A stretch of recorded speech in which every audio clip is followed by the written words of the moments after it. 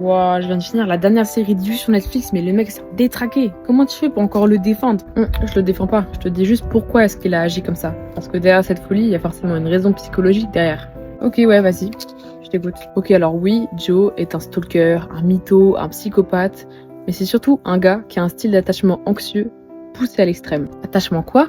L'attachement anxieux, c'est quand t'as tellement peur d'être abandonné que tu deviens obsédé par l'autre, comme Joe avec ses différentes conquêtes. Ouais, enfin moi aussi j'ai eu des crushs, mais je les ai pas enfermés dans une cave pour autant. Parce que toi, t'as probablement eu une enfance où tes parents te donnaient assez de sécurité émotionnelle.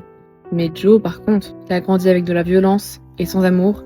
Il pense que l'amour, c'est de la possession, du contrôle, de la jalousie. Son cerveau, il est câblé comme ça en fait. Et pour lui, sans ça, il sera abandonné. C'est vrai que c'est triste, ouais, mais ça excuse pas les meurtres quand même, hein. Absolument pas. Mais comprendre, c'est différent qu'excuser. Bon, admettons. Mais qu'est-ce qu'il aurait dû faire à la place alors, ton psychopathe préféré? Premièrement, arrêter le stalking. Lui d'espionner toutes ses copines, il aurait pu juste, je sais pas, leur parler, leur dire ok, je me sens insécure, est-ce que ça te dérange qu'on en discute? Non, c'est vrai ça, révolutionnaire. Deuxièmement, gérer ses insécurités.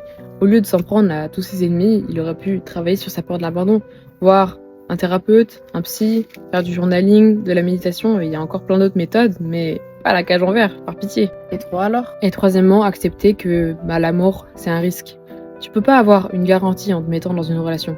Si tu veux une garantie, achète un micro-ondes, pas une relation. Ok, donc Joe, en gros, c'est un peu le parfait exemple de ce qu'il faut pas faire. C'est exactement ça. Mais le vrai message derrière tout ça, c'est que l'attachement anxieux, ça se soigne. Et pas avec une cage en verre ou avec un couteau.